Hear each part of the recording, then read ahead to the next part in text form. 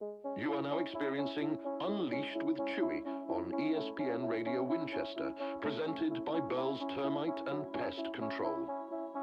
Please stand by for your regularly scheduled broadcast and enjoy the show.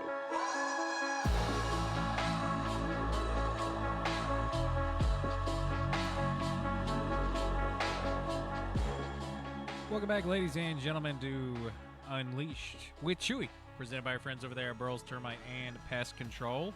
We're considering sort of the conversation that we had this morning. If you missed out on the morning show, talked about some of the best of the Disney animated movies, and not just the Renaissance, just any time. And we had so many people jump into the chat this morning telling us, listen, talk about opinions. I did not know that so many people were so opinionated about Disney movies and animated movies in general. So we're going to extend the conversation this afternoon. I'm focusing a little more on the non-Disney animated releases, stuff like that. And but during the interlude for the past couple hours, we did post on Facebook asking people what they thought their best animated movie is, and we're going to jump into some of that as well. You can jump in with us on the Hall Furniture Facebook stream this afternoon, and again, talking animated movies. Drop your favorite in the chat. I've got quite a few on my list personally, and I am curious to see what you guys have as well. We talked mostly just Disney, and if your favorite is Disney, drop it in the chat anyway. We won't be super focusing on all that, but go ahead and let us know in the chat what is the best animated film that you can think of. What is your absolute favorite? Drop it over here in the Hall Furniture Facebook stream. I have an answer for this, and mine is actually not a Disney film. We were speaking a lot about Disney and the Disney Renaissance, talking about the best animated movies out of there. You know, movies that made you feel something, like which ones were the most heart-wrenching and that kind of thing. But let us know. I'm going to go ahead and take a look over here at Benear Law's daily poll on our Facebook page, and we asked the question, what is the best animated movie of all time? Disney, Pixar, DreamWorks, anime. It doesn't matter if it's animated, it's your GOAT, and we want it. And we got quite a few interesting suggestions here. Sort of what I would call the typicals is sort of what I would say. There was mostly Disney, and then some people actually had a contrarian opinion, which I appreciated. But we'll just jump into it. Joe Abraham did jump in saying that his was The Lion King. Brett Crabtree jumped in saying Beavis and Butthead Do America. Landon Relford jumped in and says gotta be Cars. Ka-chow. Caleb Lewis said Shrek. Mackenzie Hill says Ratatouille. Jenna Payne jumped in saying Beauty and the Beast, along with Jamie Parton, who agreed. Stephanie Marshall said The Emperor's New Groove. Ricky Tips jumped in saying The Lion King. Johnny Hand said The Little Mermaid. Samantha Curtis said Up and The Jungle Book. And I said The Iron Giant, which some people also agreed with as well. Iron Giant that's my favorite. I think it's actually the best of the non-Disney animated films and just animated films in general.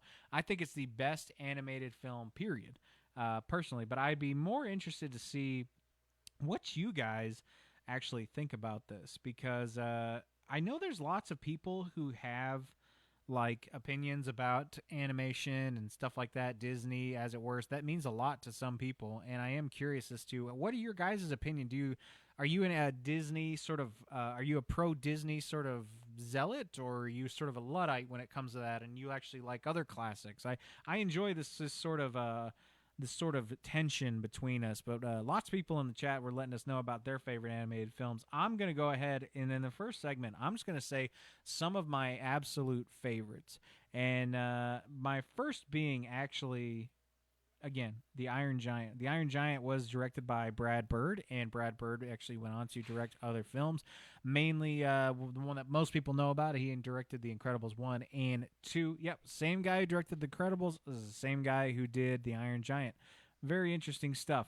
And I think you can tell just a little bit. The Iron Giant, The Incredibles, He even did that one movie, Tomorrowland. If anybody didn't know, he directed Tomorrowland instead of Star Wars. So we could have gotten a Brad Bird Star Wars. That would have been actually good. I would have liked to have seen that. But he chose not to. Joe Abraham's leaving. I got my note here. I left a sticky note. He's out to get ready for a game tonight. That's going to be coming on after this. But I wanted to jump into some of my favorites. Like I said, Iron Giant is my absolute favorite one. It is an animated movie from the before times. And it sort of fits in this era where the Disney Renaissance was kicking and still all the way up until probably the early aughts, and it was one of these ones where it was an animated film, but it actually fell through and became a cult classic. I'm not sure if it's hailed as a full-on success. So let's look this up, Iron Giant, and we'll see if it actually was a box office hit. I'm not sure if it was, but it's actually set in 1957, if anybody was ever curious about this. But loosely based on the novel The Iron Man, and it had a huge ensemble cast of Jennifer Aniston and Harry Connick Jr., Vin Diesel, James Gammon, a bunch of people up there, and it did flop. It did only make around $31.7 million with an estimated budget between $48 and $50 million. So it didn't make its money back, and that's probably why it's not like one of like the really, really big ones. But it is considered one of the greatest animated films of all time. And in 2015, it was extended and remastered for a re-release in theaters, which that's pretty neat. Now, you don't get that a lot, and usually those only come with the cult classic movies. Unless you're Star Wars, I guess. But let's jump into some other ones I had on here. Shrek. Does anybody remember when Shrek came out? I do. I have a very distinct, specific memory of Shrek when it came out, and I remember going to the movies to watch it. I remember specifically going to the movies, watching Shrek, and then, like, falling in love with it. It was like an immediate hit for people my age specifically. And the interesting part about Shrek is that it was sort of an anti-Disney film. If you didn't know, that DreamWorks was sort of invented as a sort of a middle finger to Disney a little bit.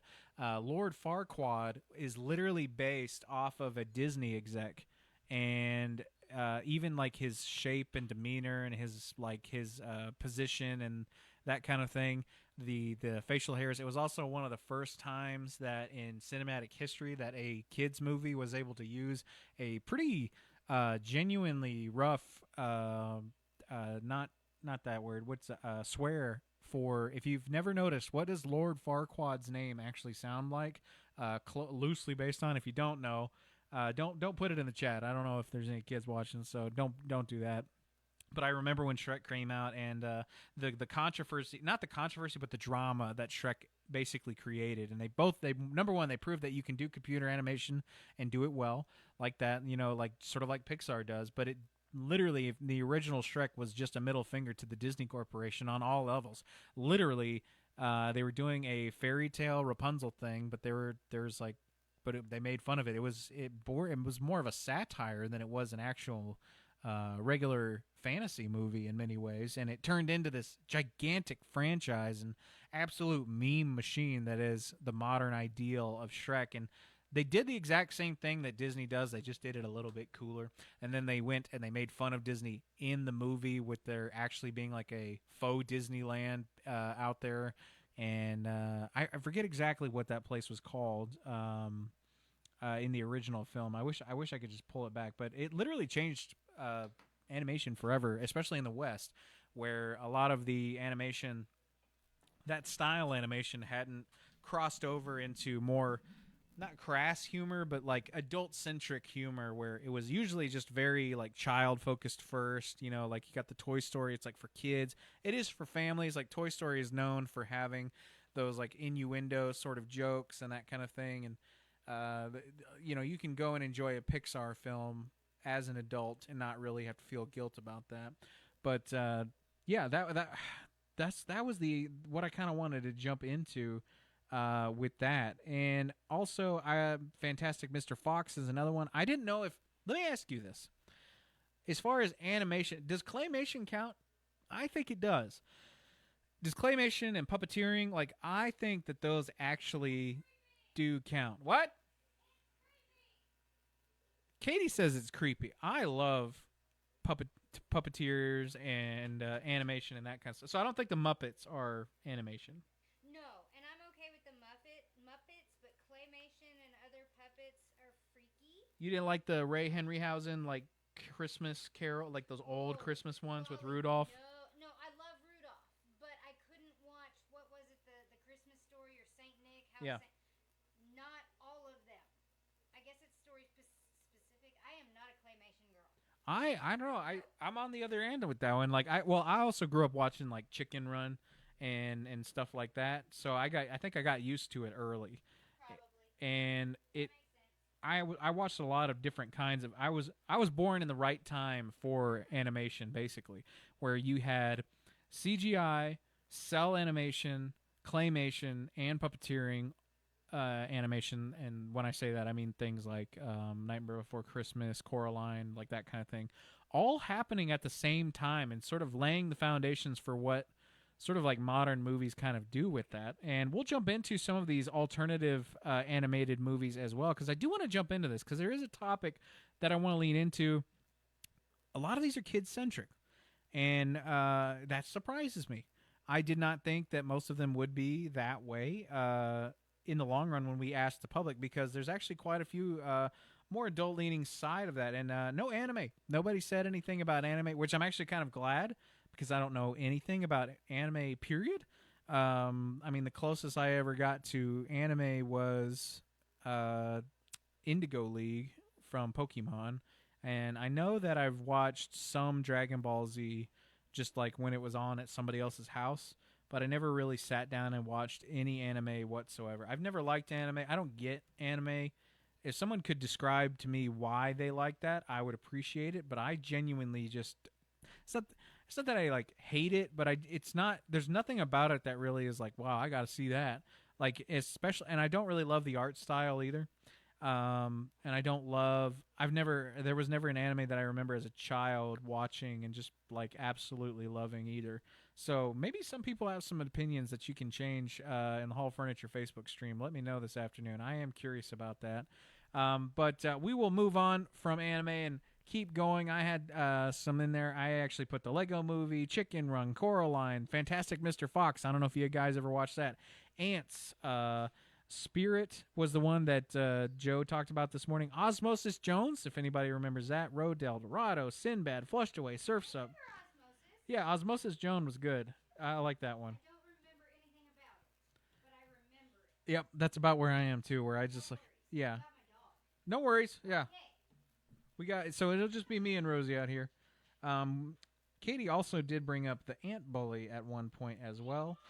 Ant Bully was good. I don't know how many people have actually sat and watched that movie, but if you're a fan of Nicolas Cage like I am, that is another wonderful Nicolas Cage movie to jump into. He goes off the rails even as an animated ant. So highly recommend that. We need to have a whole stream one time talking about Nick Cage. I could do a whole thing about him. He's about to be the next Spider-Man. Yeah, you heard that right. He is going to be in the Spider Noir TV show, and it's going to be like live action. It's going to have him in it. So I am both shocked and thoroughly excited to see how and what Nicolas Cage will bring to the webhead. I genuinely do not know. Mom jumped in this morning saying hi this afternoon. What is your favorite animated movie, Mom? I am curious. I know it's not The Iron Giant. You don't like to talk about that one. But do you actually have an animated movie that you think of, if I could say it in your head, like you'd go off and do it? This morning we talked a lot about Disney films. If you've got a Disney animated film that you do like, let us know as well. I'm just genuinely curious because I'm also curious about some more adult-centric ones. We never really got into that very much this morning. There was a few, but I was never anything like that. If you think of any anime, let us know as well. But we're gonna go take a break here real quick and then jump back into some more right after this break. Stay tuned after these messages. More Unleashed, presented by our friends over there at Burroughs Termite and Pest Control, coming at you after these messages. Stay tuned.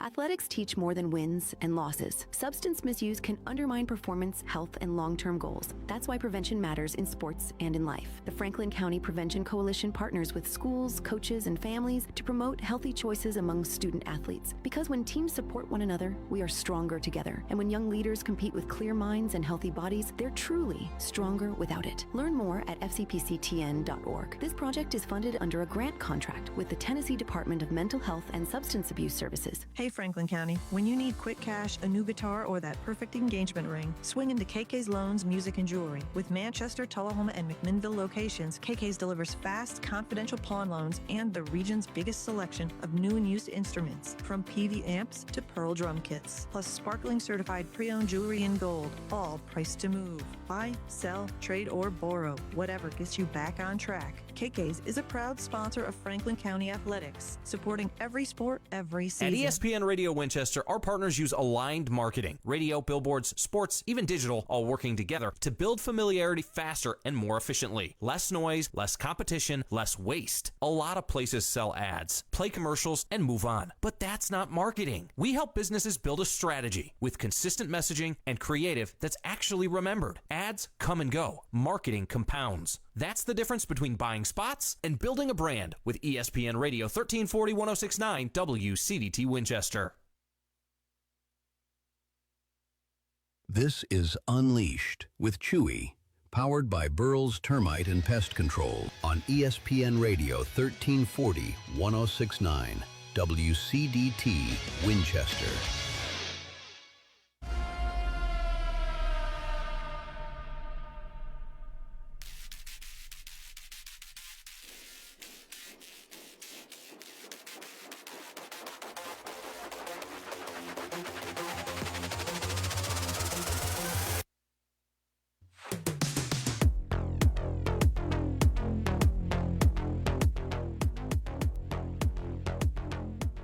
Welcome back, ladies and gentlemen, to Unleashed with Chewy, presented by our friends over there at Burl's Termite and Pest Control.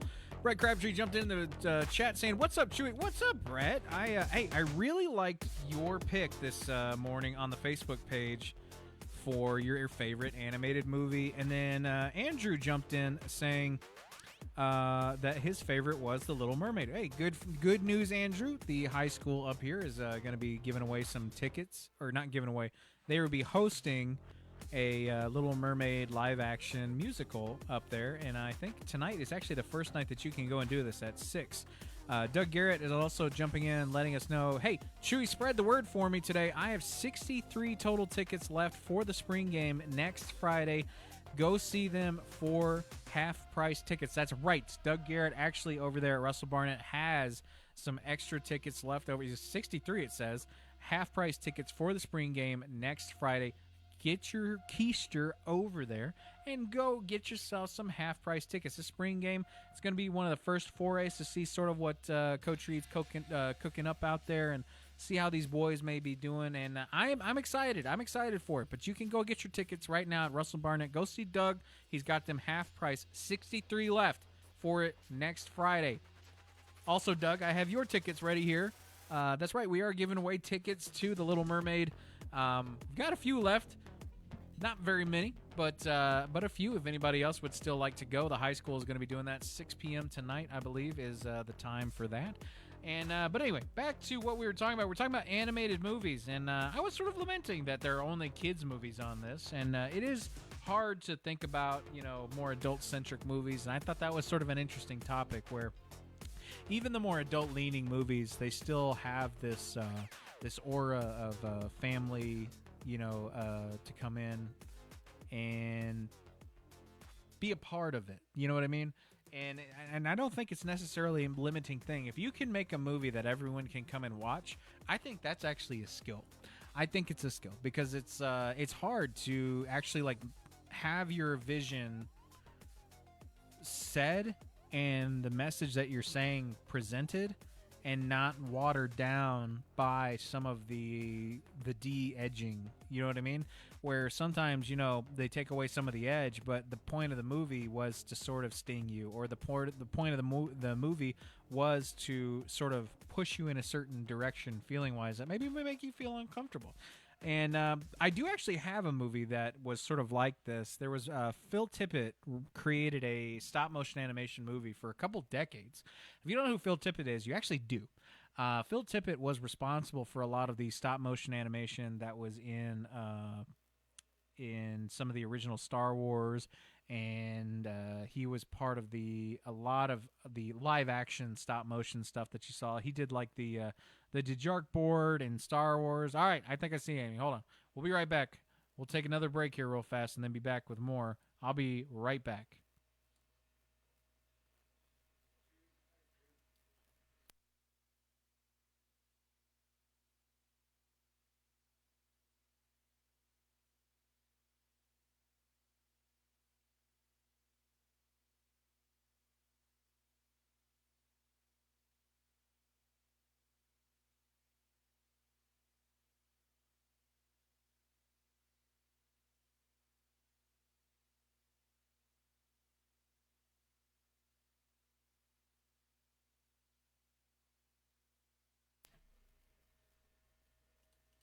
As I was saying, animated Phil Tippett.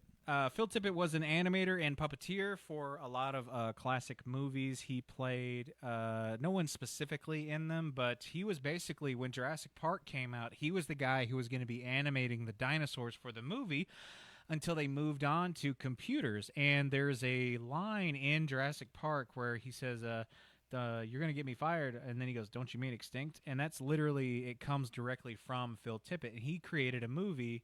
He says, don't go off the air. You should have had her on for an interview. That would have been funny. I didn't even think of that. But Phil Tippett, the interesting part about him was he went on as an artist and an animator and decided that he didn't want to use a computer and that kind of thing. And he wanted to make his own movie. And for a couple decades, he worked on... Calling it a movie is sort of a strong word. I would call it more of a visual art piece where it was disturbing, grotesque, upsetting, strange, and ultimately unnerving. And I absolutely loved it.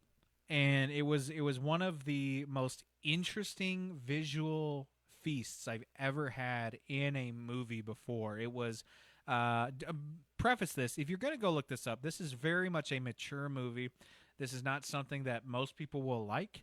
This is a movie that's weird, gross, disturbing, that kind of thing, and it's done almost entirely through maquettes, basically, just like hand puppeteered like models.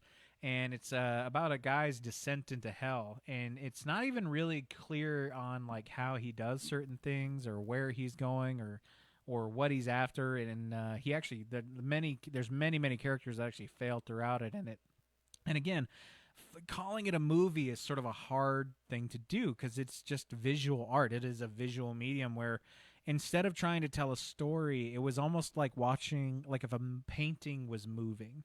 And you sat and you watched it and just sort of were wowed by the visuals, because when you're watching this, there's so much moving and there's so much life and it feels so real that it is hard to even wrap your mind around the fact that somebody hand animated every single frame in this movie. And the movie, again, it's called Mad God by Phil Tippett. If you're interested in that, it's a highly mature, very grotesque movie, not made for most people.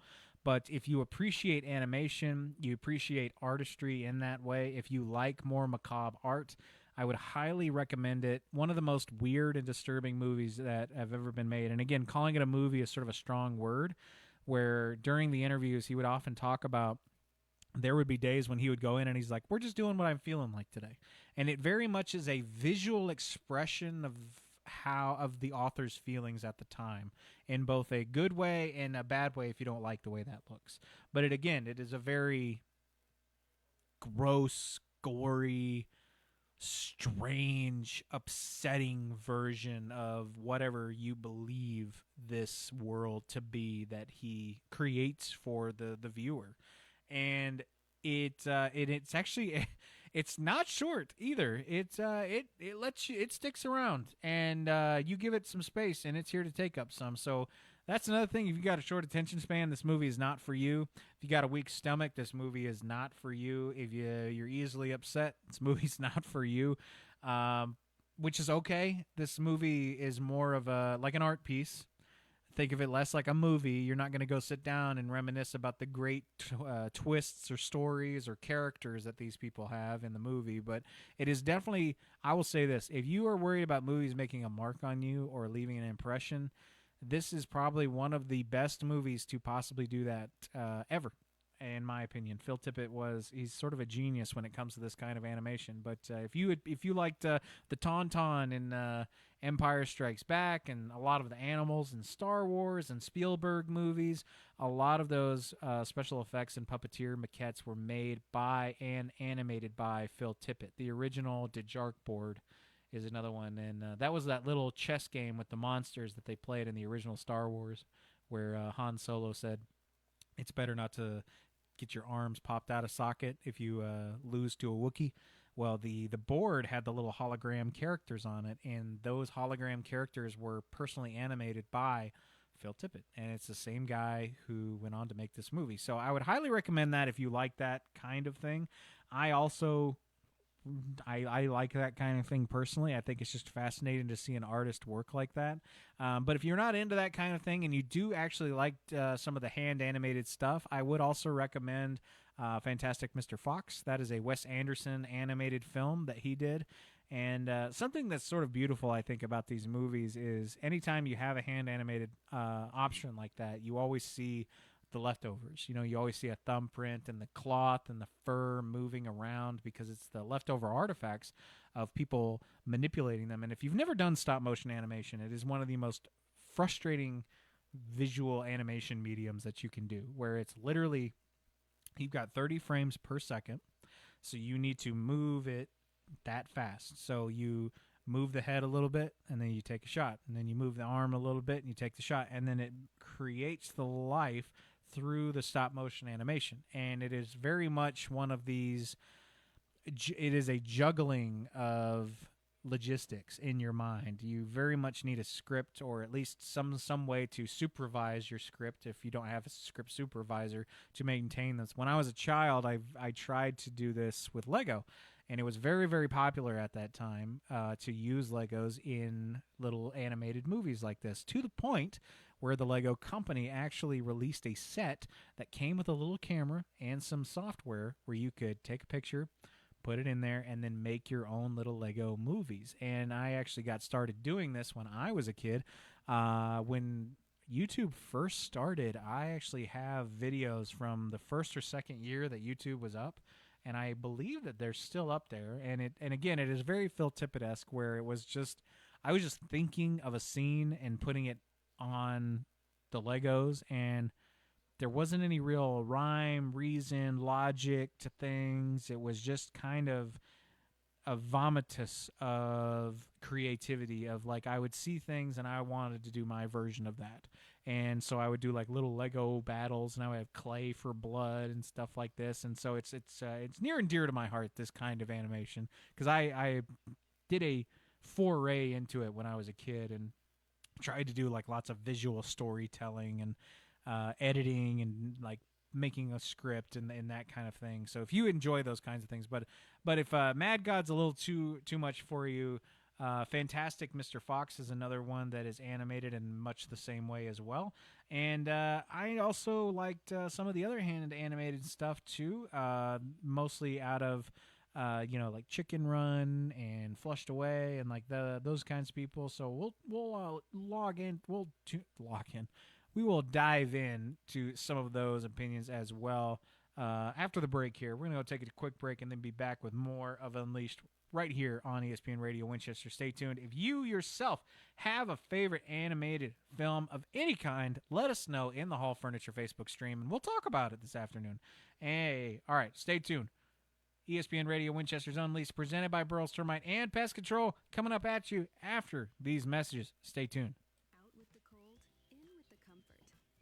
Your home with Hall Furniture in Winchester. From stylish living room sets to cozy recliners and dining pieces made for gathering, now's the perfect time to upgrade your space. Quality, comfort, and pieces you'll love coming home to.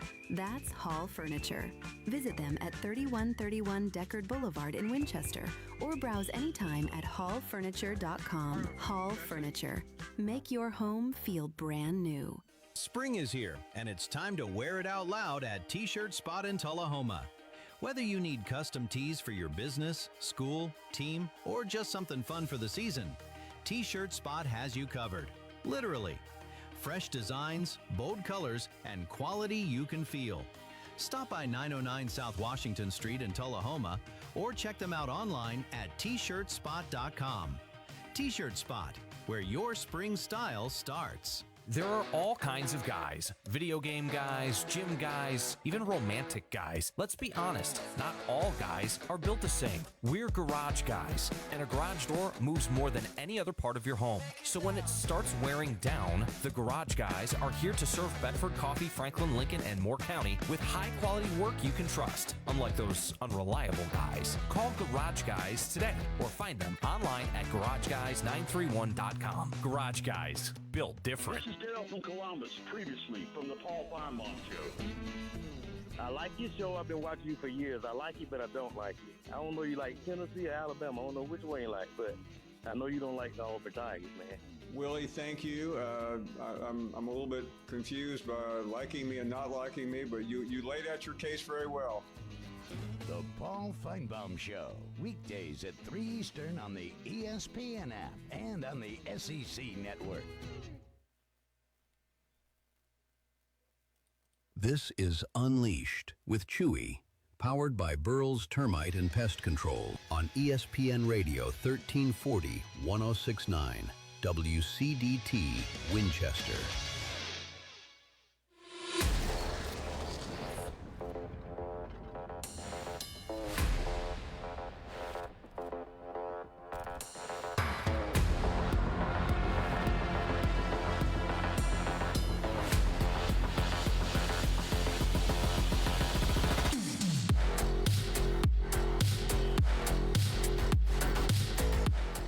Welcome back, ESPN Radio Winchester 1340 1069.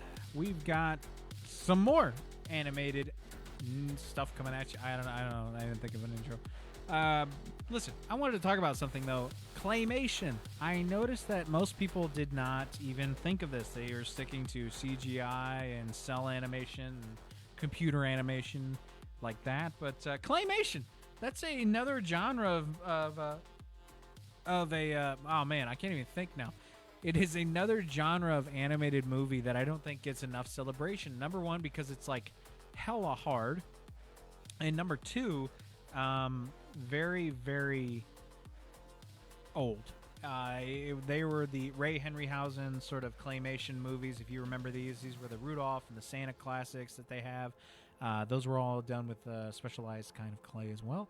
But I also wanted to talk about, did you guys remember Wallace and Gromit and Chicken Run and Flushed Away? All of these were done by Aardman Animations. And this is a British animation studio that actually went and made these feature-length films. And they're sort of interesting in a way that, you know, you're sort of surprised by the history of this. And basically, a guy named Nick Park was creating characters, and they created a short film using the claymation, using Wallace and Gromit. And the first one was A Grand Day Out, which was nominated for an Academy Award in 1991. The short films The Wrong Trousers and A Close Shave both followed, which won the aforementioned award. And then a full-length feature film called Wallace and Gromit and Curse of the Were-Rabbit was released in 2005, and then that also went on to win the Academy Award for Best Animated Feature. They also did Chicken Run, and that was the one for me that I remember the most. And Chicken Run for me was when I was in elementary school. I specifically remember the art teacher flipping out about this and talking about how cool and amazing and awesome it was. and I remember watching it and thinking, yeah, that's pretty good. At the time, I don't think I understood the gravity of the kind of work that goes into it. And some people they never really think about this, right? Where you're sitting there and you watch a claymation movie, and it's not an easy thing. You watch a claymation movie and you still remember that it's still a movie. It's not just animation. So you've got to have the technical skills of being a good director, a good visual storyteller, a good writer, a good story, good lighting. Like, you have to both make a movie and also be another kind of incredible artist on top of this. And also, just imagine the logistics behind doing a claymation movie. God forbid one of the characters falls over. You know what I mean? And has like a perfect angle on the side of their head. Aardman actually intentionally, whenever they would make their things, though, they wouldn't rub them down with like acetone or alcohol or anything like that, because they wanted to leave the imprints of the animators as part of it. Where if you go back and you watch these movies, they are not ultra polished from a visual standpoint, because the human artifacts left over from the animation are actually still there, and they want to leave them there. So on many of these old animations, you will see thumbprints and oil, and you will see changes in clothing and things getting bumped a little bit and changing from frame to frame, where every frame is a unique item in and itself, where it's like a living, breathing thing. Where I think this is why people like this kind of animation, and the same reason for why people don't. Where you watch this movie and there's articles of clothing. Like, you ever watch an animated, like, a claymation movie, and like their clothes are doing this the whole time, but nothing's touching them? This is what I'm talking about. These are the leftover remnants of people's hands and the way people do certain things. And I think that's sort of a brilliant thing, but which is all great. It's all fine. And it's great to have that skill. If you have that skill, that's awesome. But it really doesn't mean a whole lot if your movie isn't very good. And if it's not very good, then if the story, is not very good, then people aren't going to watch it. You can make the most beautifully animated, amazing film you can ever watch, but if the script is weak, it's not going to be remembered. A great example of this is Avatar. If you've ever seen Avatar, Avatar is the most rehashed script you've ever read in your entire life. That movie is almost vibe-based on what it's doing in its plot, and it is just as much an animated movie as the rest of them, because 98% of the entire film takes place on a freaking green screen, okay? And that green screen didn't serve us in the best way, in my opinion, and that's what I'm talking about. You have the most visually dazzling movie of all time, and if you're sitting there telling me, hey, I liked Avatar. Wait, no, I know about Avatar. I remember Avatar. Yeah, I'm sure you do. It made $2 billion. But here's my point. My point is that left no cultural imprint whatsoever. When Avatar came out, it was the biggest movie that ever got made, and then nobody talked about it, nobody referenced it, nobody said anything about it for years until the sequel started coming out. And then they just started shooting these things out willy-nilly, and then they're like, yeah, they make money, we guess. We're going to make Avatar Land at Disneyland. But again, there's no cultural weight. There's no memes. There's no references. There's no interest in it. And this is what I'm talking about, where you can spend the most amount of money possible, make the most amount of money you can, and still have a lack of social impact on your movie because you did not pay attention to your script. Not that it has to be the most unique thing in the world. Not that it has to be the most touching, it doesn't need to feel or say anything aggrandizing. It just has to say something. And making the best CGI movie ever, that's not saying anything. You're not making a point. You're not expressing yourself. You're just saying, hey, really, really talented animators, go make something visually interesting. And then we'll think about what happens afterwards. It just doesn't work that way. And that's why people do remember things like the Disney Renaissance. They do remember things like The Iron Giant and Emperor's New Groove and The Little Mermaid and stuff like that. Because these stories had meaning and they said things to us. It wasn't just a rehash of the same stories that we've heard over and over and over again. Tell me that Avatar is not just Fern Gully meets Atlantis. I mean, it's one of the most ridiculous movies ever made, and then that's why people don't remember it.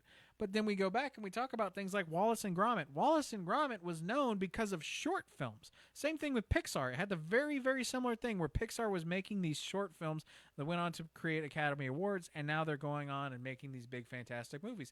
Aardman Studios is exactly the same way. Wallace and Gromit as characters have become icons in England. I don't know if any of you grew up watching much of any British television. For some reason, I did. I don't remember why. I can ask my father about that one. I'm sure he can point me in the direction. But I grew up with a lot of British television. Grew up with lots of like Mr. Bean and stuff like that. Wallace and Gromit, Adventures of Tintin, and some other things. Point being, Wallace and Gromit basically did something similar to Disney or Pixar, where they had a difficult to work with medium, but they owned it. And then on top of that, they didn't lack in talent as far as storytelling, as far as sending their message, than what you felt from it. And people responded, and they responded well to that. Wallace and Gromit are now some of the most fantastically known and wildly popular animated characters in the entire world. In 2024, they even released another movie called A Revenge Most Foul. Or Vengeance Most Foul. It was a second full-length feature for them. The last time that they went out and did a movie like this was in 2005 with the Were-Rabbit. Chicken Run and all these other ones sort of were in the middle. They had Shaun the Sheep and Timmy Time and a lot of these others that were in the middle of it. But if you didn't know, yeah, like they're still making these movies. And like I've said, they're not the most like they didn't make as much money as Avatar. But nothing did. So it doesn't matter. It's not about the money. It's not about the money. It's about the impression that you leave on the culture. It's about the impression that you give to people when they watch it. Your movie can make less money than its budget and still have a longer lasting impact on people as far as a classic goes than anything. Iron Giant is a great example of this. The Iron Giant is a cult classic and then was re-released in the theaters with an extended cut later on, several years, over a decade later, just because of the passion that people got from it. Your cultural footprint does not come from the animation alone. It does not come from the technology. It comes from the impression that you leave on people and the people that go on who are in part of the cultural zeitgeist that take a part in it. When you do something like Avatar, you miss out on that. And I do consider Avatar an animated movie just because it has a few shots with some live action actors. The majority of that film and the reason that you went there was to watch the world of Pandora. It was to watch that thing. It is full on an animated movie in the same way that when you went to go watch Coco, you were sat and watched and wowed by the amazing visual effects and beautiful use of color and Imagineering and all these other things that you go and watch movies for. And if you're ever curious, think about that. Next time you're thinking about why, well, this movie made a bunch of money, I just don't really remember it. Same idea. Where you can, like, why does Office Space still contain, like, or still have a room in the cultural zeitgeist, but no one really even talks about the fact that there's been more than 3 Avatar movies now almost. So, they're on their way to their 4th one. I couldn't even finish the first one hardly. I fell asleep during the first time I watched it. And then I tried watching it, so I have watched the full-length thing. Never going to do that again. Not going to after this either. But it is an interesting topic to get into if you want to talk about specifically things that leave impressions on you. But jump in with us this morning on the Hall Furniture Facebook stream. We're talking animations if you want to get involved. We just got done talking about claymation, and I think claymation is one of the most underrated uses of cinematography and celluloid. I actually think that more people should be doing animated movies personally. As far as claymation goes, it is an underutilized format that people do, and I think they should do more of it. Up next, we will come back with some more after this. We're going to take a break here real quick and then be back on Unleashed, presented by our friends over there at Burroughs Termite and Pest Control. Stay tuned to Unleashed after this. Chewy. And if you've got pests, you need the folks that I trust. Burrell's Termite and Pest Control.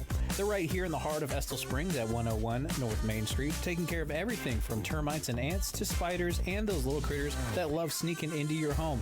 Burrell's is family owned, they're local, and they've been protecting homes around here for years. So don't wait, swing by or check them out over there online at burrellstermite.com.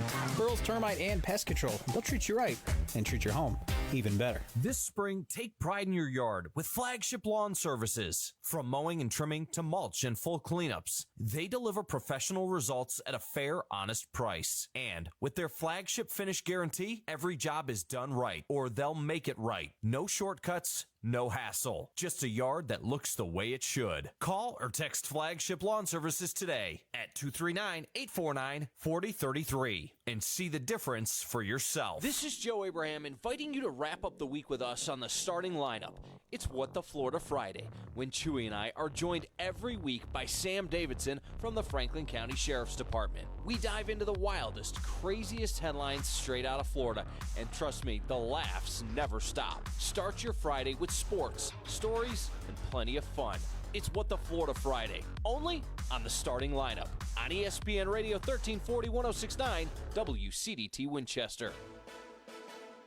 It's time for a local news break from the 931 Go News Center.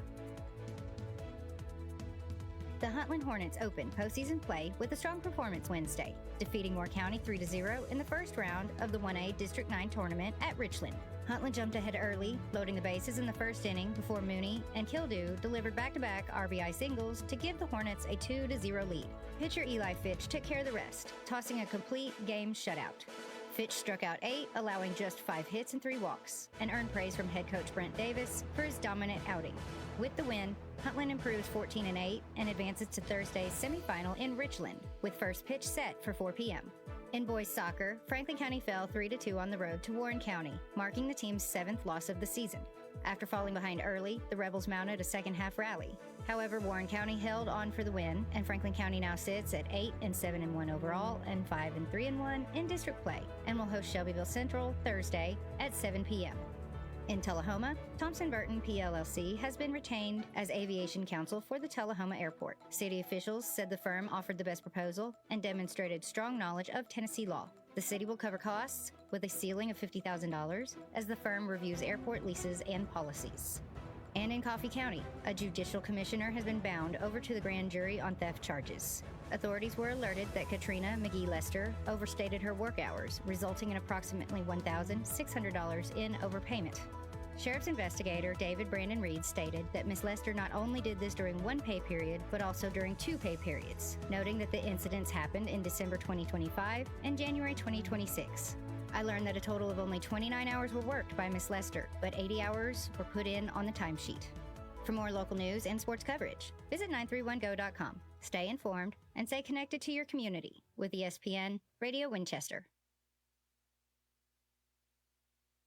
This is Unleashed with Chewy, powered by Burrell's Termite and Pest Control on ESPN Radio 1340-1069 WCDT Winchester.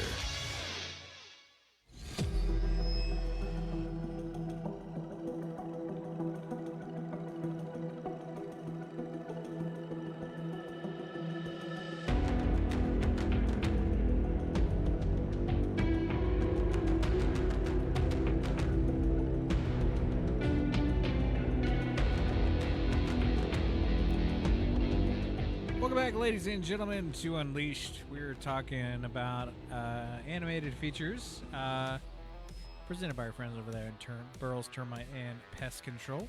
Shout out to them for sponsoring the show. Thanks, guys. Jumping with us with the Hall Furniture Facebook stream this afternoon, and let us know about what you guys like as far as animated features go. Brett Crabtree did jump in saying that he used to love Gumby back in the day. Gumby's a great example of that. Actually, children's television in general seems to be a hub for sort of some of these stranger animated things. I know there was one TV show. It was after my generation, but I do remember seeing it on Cartoon Network called the Adventures of Gumball or something like that. And I remember the clips from it, and they had all kinds of different animations all mixed up together, like and even like shows, like modern shows nowadays called like Smiling Friends and stuff like that, mix and match different kinds of animation styles like rotoscoping and like overlay photography and stuff like that. So let us know in the Hall Furniture Facebook stream if you also have a favorite. For the last few minutes here for the last segment of this hour, I did want to talk about Tim Burton, actually. Tim Burton is a personal favorite of mine. It's pretty popular in our household. One of my brother's favorite movies is actually Coraline, which is also, I think, is actually my favorite Tim Burton movie as well. I like that more than I like pretty much any other movie, both live action and animated. But a lot of people forget. For some people, Tim Burton is just the guy who made Batman or just the guy who did Beetlejuice and stuff like that. But I think it's pretty obvious to most that, they know that he did The Nightmare Before Christmas, and then he did The Corpse Bride. He went on to do Coraline and a couple others, but I wanted to delve into him specifically because his animations are so much different than what most of them are. His visual art style is almost exactly visual as like Wes Anderson, where you watch the movie and you immediately know who is directing this just from the visual language alone. Not just the design, but also the visual language. Like Tim Burton is easy to point out just from an art style standpoint. Wes Anderson's more like the way it's shaped, I guess is a good way to put that, the way it's presented. But again, both design and visual storytelling style go into this. And I did want to talk about Tim Burton a little bit because I was curious, where did people get their start with Tim Burton? I have actually a theory that probably most people got started with the Batman movies. And if you don't know, Tim Burton is kind of the reason why we have the modern sort of goth Batman, because he was the one who was behind a lot of the creative decisions during the Michael Keaton Batman era. At that time, those were considered kids' movies, and it was for kids and by kids, and it was made to sell toys. Joel Schumacher, after he took up the mantle for Batman after Tim Burton did, sort of leaned back into it, and we fell into a slump because of it. But the modern, brooding, gothic Batman that we get, this Baroque, romantic sort of version, comes from the burlesque kind of style of Tim Burton from that era. And it's number one, incredible to see a director have that kind of both such limited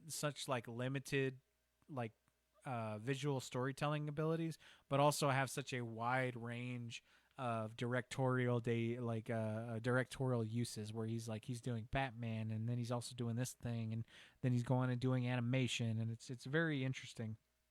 Edward Scissorhands, Beetlejuice, Batman, like that kind of thing. If you like that kind of thing, tell us, do you like the dark gothic sort of offbeat style? He very much made his whole career as like, he was like the Hot Topic kid before Hot Topic kids were cool.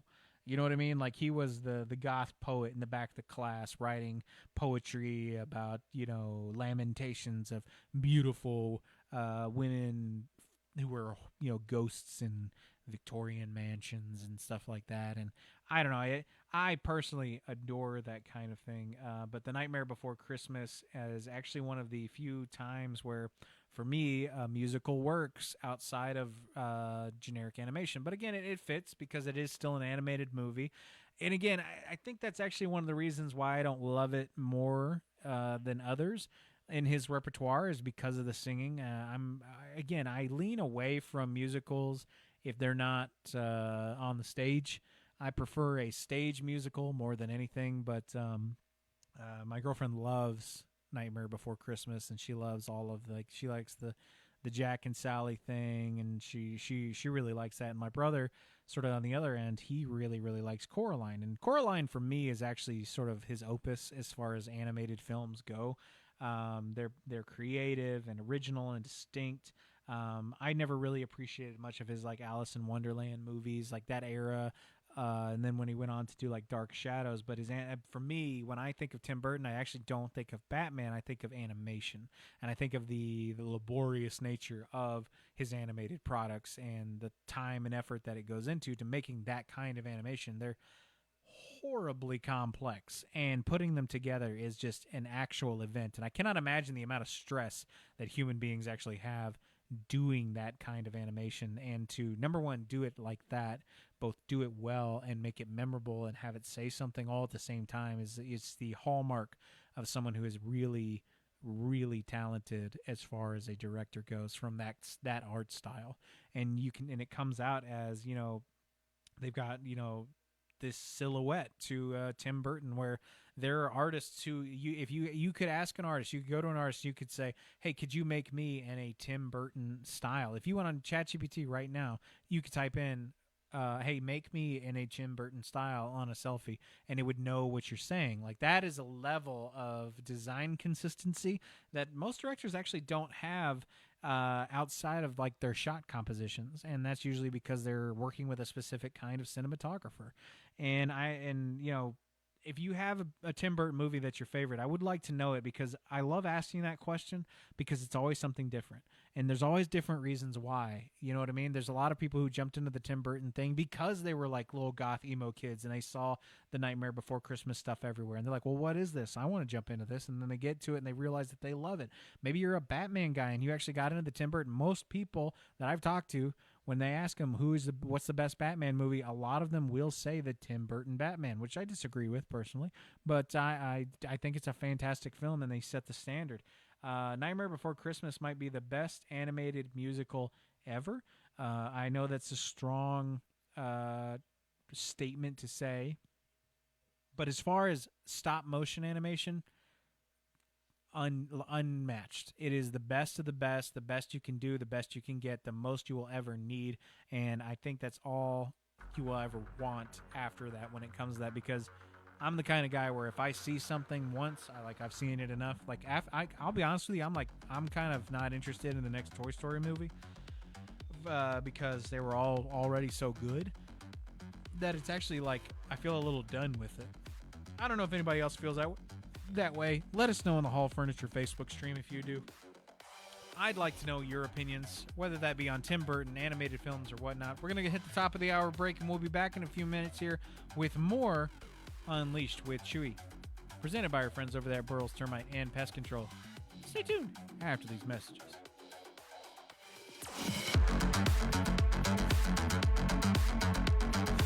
Spring is a season of renewal, and at High Point Health System, with Ascension St. Thomas, your health is always in season. From routine checkups to advanced care, their dedicated team is here to help you feel your best, today and every day. Compassionate care, backed by the strength of Ascension St. Thomas. This spring, take a moment for your health. Learn more or find a provider at highpointhealthsystem.com. High Point Health System with Ascension St. Thomas. Caring for you for every season of life. With the latest from around FCHS and Rebel Nation. The Rebel Report, every weekday, presented by Oaklawn Baptist Church, right here on ESPN Radio Winchester. Welcome back, Rebel Nation. I'm Lucas. And I'm Laura. We've got an exciting postseason edition of your Rebel Report, so let's jump right into it. Starting on the diamond with our Rebelette softball team, who closed out their regular season in a huge way this week. They took on Shelbyville and absolutely dominated, winning 12-0. This wasn't just any win, it ended in style. Adeline Carter sealed the deal with a walk-off home run to bring the game to an early finish. Now that's how you head into postseason with momentum. No doubt about it. The Lady Rebels are heating up at just the right time, and they'll kick off district tournament play this Thursday against Marshall County. Best of luck to them as they begin their postseason run. Now shifting over to Rebel Baseball. These guys are also getting ready for some postseason action. They'll open up their district tournament Thursday as well with the matchup against Tullahoma. That will be played at Lawrence County, who's hosting the tournament this year. The Rebels have been working hard all season, and now it's time to see that pay off when it matters most. Let's talk soccer now, where things are still a bit up in the air. The Rebels have 2 big games left that will determine their district tournament positioning. They'll hit the road Wednesday night to take on Warren County, then turn right around and host Shelbyville on Thursday. 2 critical matches with major postseason implications. And here's the situation. Depending on how those games shake out, the Rebels could be looking at a quick turnaround. If they fall outside of second place, they may have to jump right back into action on Saturday for tournament play. So definitely keep an eye on those results. Every goal and every play is going to matter this week. Finally, let's head to track, where we've got some impressive numbers to report. A total of 31 Rebel athletes have qualified for the state sectional meet. That is a huge accomplishment. Those athletes will compete for a chance to advance to the state track meet next week, representing our school at the highest level. We're wishing them all the best as they continue their season. Keep pushing and representing the Rebels with pride.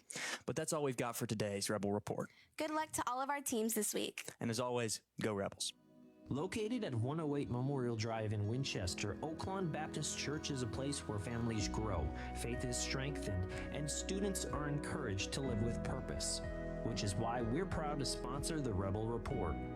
Our mission is simple: introduce people to Jesus and build strong families through God's Word. Join us this weekend for Sunday school at 10 and worship to follow at 11. Learn more online at oaklawnbaptistchurch.org. You're listening to ESPN Radio 1340 AM WCDT and 106.9 FM W295 AV Winchester, Southern Middle Tennessee sports leader.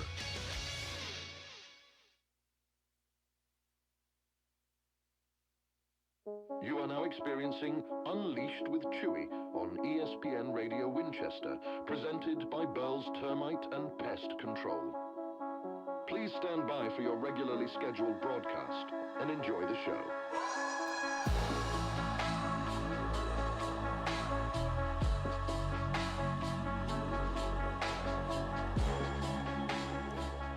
Welcome back, ladies and gentlemen, to Unleashed with Chewy, presented by our friends over there at Burl's Termite and Pest Control. I talked about this a little bit in the first hour, and I wanted to expand on it a little bit because one of the main rivals to the Disney Renaissance and Disney animated films and their monopoly that they had on the genre, especially in the early to mid 90s, is actually sort of something that wasn't just noticeable on the consumer end.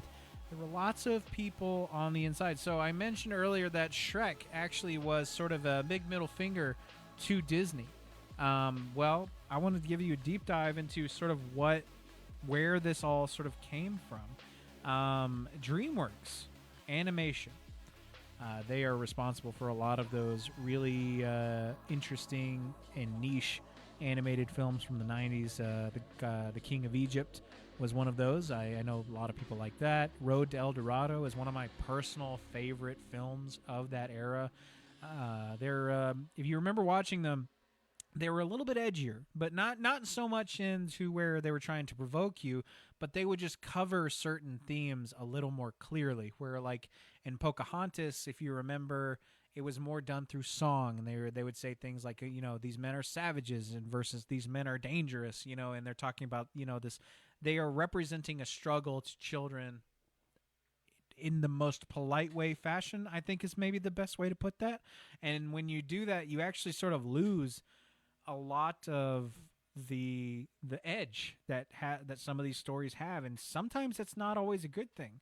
When you talk about evil, ugly, awful things that happen, watering it down for someone maybe isn't always the best option. Now, as a child, able to understand the horrors of what early colonialism did to the Americas and the people that were living here, and how many people actually were killed because of that, is that something that we should be explaining blatantly to children? Maybe not, but again, you still want to be respectful of the source material. And I think DreamWorks, especially in the 90s, did a little bit of a better job with this, especially like, in the King of Egypt, you saw people being whipped, and you saw the oppression for itself. And the Road to El Dorado, it covers very similar terms, and does it through a lens where, in hindsight, some choices may seem a little bit interesting nowadays. But for its time, it was a much more edgier, more not adult, but more real feeling storytelling, especially with those. So DreamWorks did this on purpose. If you don't know, DreamWorks is actually the animation that grew out of it is called DreamWorks SKG, and it was founded in 1999 by Steven Spielberg, Jeffrey Katzenberg, and David Geffen. NBC Universal's 30th anniversary retrospective noted that DreamWorks SKG was the first major studio founded in 60 years, and that DreamWorks Animation later became one of the largest animation companies in the world, with dozens of films, major franchises, TV projects, theme park expansions, and consumer products. But here's the key here. Jeffrey Katzenberg, you don't know who this is. That's okay. But he actually used to work for Disney, and he worked with Bob Iger at the time. And Bob Iger will be coming back in our story here soon. We've talked about him a little bit earlier. But so you had Steven Spielberg, who was a blockbuster filmmaker. He was behind Jaws, E.T., Jurassic Park, Indiana Jones. Most of the modern blockbuster design language was based off of this man. If you've seen his movies, I know everyone who's watching has at least seen or heard of his movies.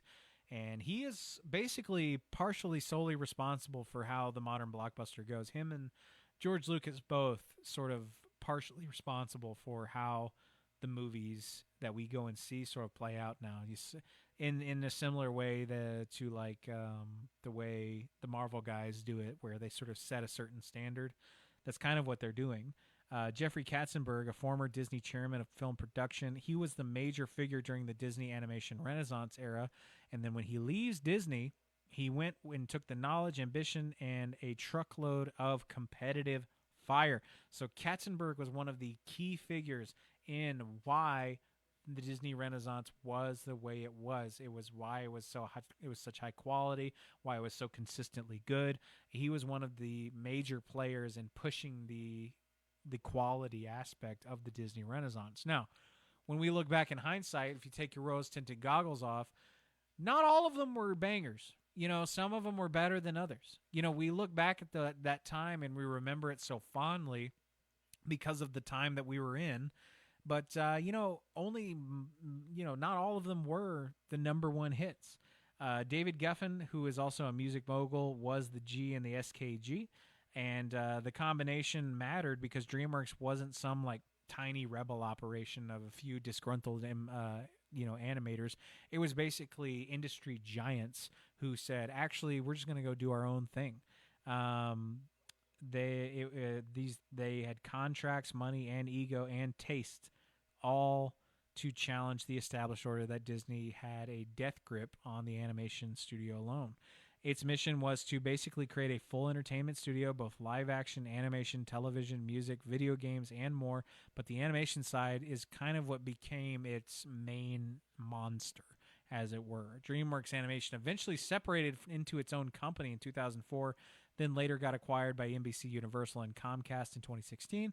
And Comcast acquisition announcement said that DreamWorks Animations would be part of the Universal Film Group, which was valued at $3.8 billion with a B, like $billion. And it's basically a fairy tale for everyone who wants to go and make their own animation studio.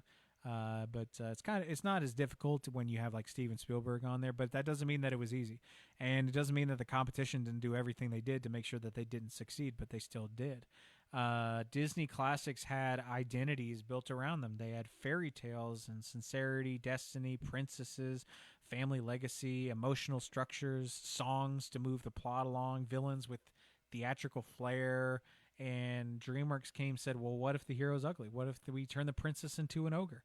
What if the sidekick won't shut up? What if these movies make fun of the fairy tales that we're doing? And again, it was very much a part of that 90s sort of grunge idea of the rebelliousness that grew into like the early aughts. If anyone ever played Tony Hawk Underground 2 and that sort of style where that rebellious sort of off the cuff, badass sort of feel is very much being used as a visual language for DreamWorks at the time. They leaned into that very 90s and early aughts rebellion, that it was cool to be different back then. It was cool to be a little edgier back then, and people did that. And it actually started off with the movie Ants in 1998. This movie is not a soft, sort of cuddly movie. It has Woody Allen as a neurotic energy, workplace anxiety, class structure, war imagery, strange adult jokes, and it wasn't a Bug's Life. I can tell you that much right now. if you remember Ants, it was a little more gritty, a little more realistic in the way it was, and it almost was like they were trying to involve more adult scripts with adult themes, where they were, my guess was to expand their audience a little bit. But when you're in a space like this, you have to make yourself a little bit different. The only way you could do that differently was to basically push yourself in this direction. Their next animated feature the same year was The Prince of Egypt, and this is possibly one of the most important ones because it was such an epic story. It was based on Moses and had a lot of the visual storytelling brought to life through animation in a very similar way to the way that Disney does it, except it just told the story of Moses in the same way.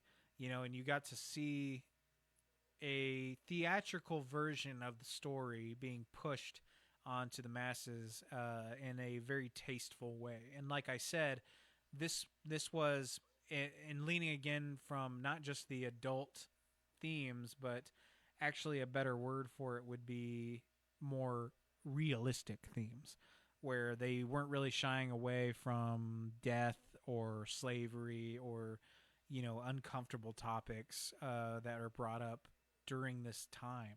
And I think Prince of Egypt is one of these ones where it not only told the story well, but it also told it very beautifully at the time, where animation had sort of hit a minor plateau where they were getting a little more and more extravagant with each, and cell animation was going out of style basically, and computer animation was taking over almost completely at this time.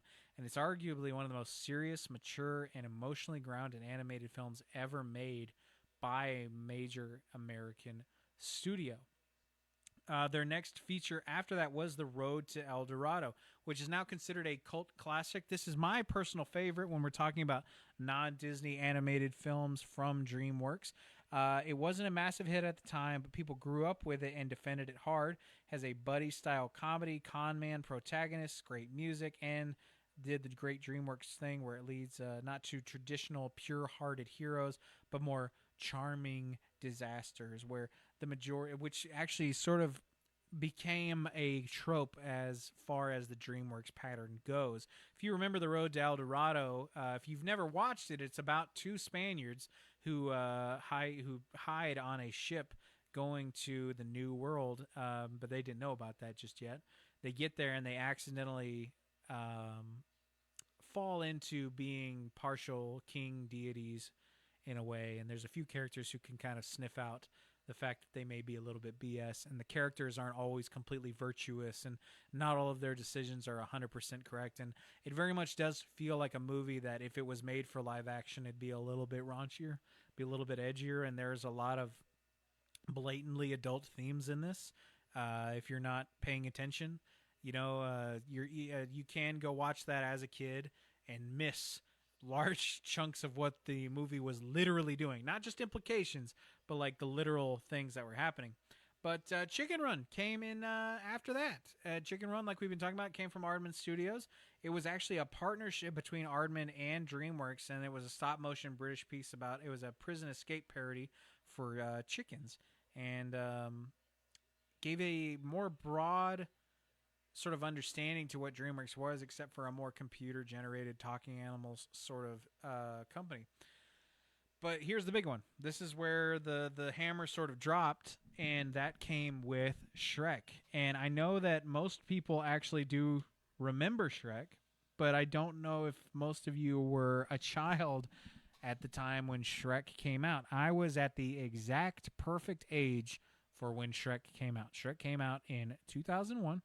And I was 5 years old. I was a 5-year-old boy going to see Shrek, and not only did Shrek knock it out of the box office, it hit it at home, it hit it with kids, it hit it with adults, and it was basically a nuclear bomb for animation, because it wasn't just successful, but it literally changed animation's tone after this. NBC Universal notes that Shrek won the Academy Award for Best Animated Picture that year. And that matters more because the first Oscar category did not go to Disney or Pixar. This is the first time that had ever happened in several years at that time. And DreamWorks went on and it made a movie about it, making fun fairy tale creatures, basically making fun of the entire genre of Disney. Went on to do that, and it hit hard because it mocked the formula in a way that was fresh and new to audiences. But again, it also kept the real feeling of the story. It felt real to the adults because it had dating anxiety and self-loathing and had real themes of rejection and how do you deal with that. And it spoke to a lot of the parents who watched the movie and also spoke to the kids who enjoyed just watching Shrek go about his adventures. Where when I was a kid, I didn't really have any, secondhand understanding about dating or anything like this. And I remember watching it and I was like, well, why do you like Shrek? I like Shrek because there was a dragon in it and he was green and he was funny and he had a, donkey. And then my parents, they probably sitting there watching. I was like, wow, that was a really neat movie. And they were sort of playing to the masses where people had been getting Disney for decades and these fairy tale stories being pulled together by them literally for decades. And this was the first time where something said, what if it's not that serious? What if it's a little more interesting? What if our protagonist is a lot more flawed? And the big message behind Shrek is that the world told you that you're a monster and maybe the world was wrong. And Shrek, it's funny because it's such a meme nowadays that it's almost a caricature of what it originally was. It definitely has gone through what's called the Flanderization bell curve for sure. They've just they went from rebelling against the man to kind of becoming the man in many ways.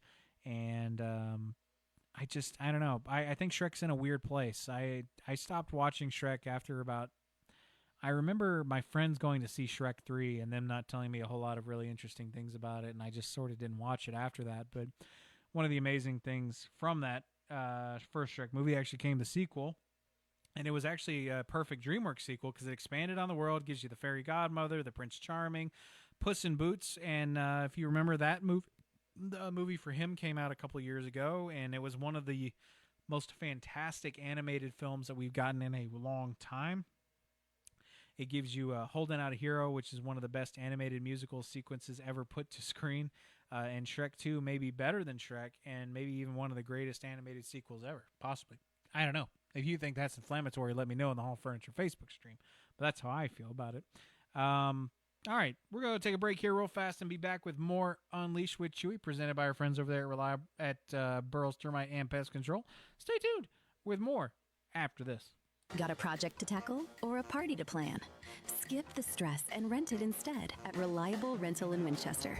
From tools and heavy-duty machines to chairs, tables, and event essentials, they've got what you need to get the job done right. Whether it's work or a weekend celebration, Reliable Rental makes it easy. Stop by 2433 Deckard Boulevard in Winchester or check out everything they offer online at reliablerentalfc.com. Reliable Rental. When you need it, they've got it. There are all kinds of guys out there. Sports guys, hunting guys, even those DIY guys. Well, let's be honest, not every guy's built the same. We're garage guys. We show up on time, we do the job right, and we don't cut corners. From installs to repairs, we take pride in doing it right the first time. Serving Franklin, Coffee, Bedford, Lincoln, and Moore County, it's quality work you can trust. So call Garage Guys today or find them online at garageguys931.com. Garage Guys, built different. This is ESPN Radio Winchester, where Franklin County comes to life. From local news and athletics to everything in between, we're proud to bring you the stories that matter right here at home. And it's all made possible by local businesses connecting with real people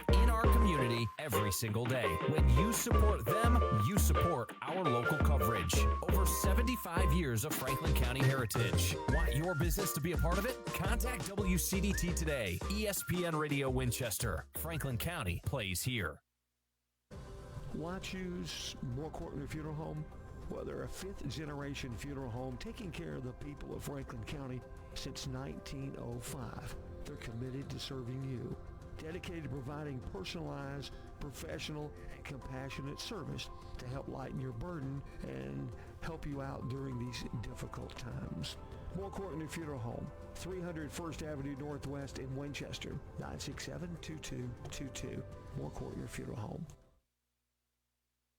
Got a project to tackle or a party to plan? Skip the stress and rent it instead at Reliable Rental in Winchester. From tools and heavy-duty machines to chairs, tables, and event essentials, they've got what you need to get the job done right. Whether it's work or a weekend celebration, Reliable Rental makes it easy. Stop by 2433 Deckard Boulevard in Winchester, or check out everything they offer online at ReliableRentalFC.com. Reliable Rental. When you need it, they've got it.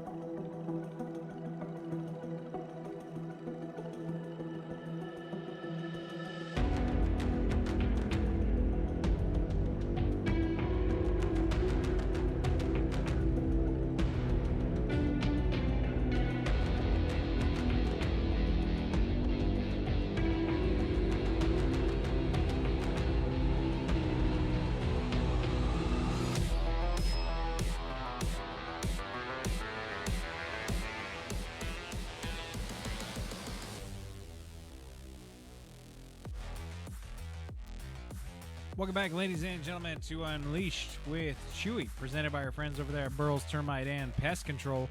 We've been talking about some DreamWorks, but I thought it'd be interesting to give ourselves a little bit of a deep dive into Pixar as well, so to give you some context on where they are.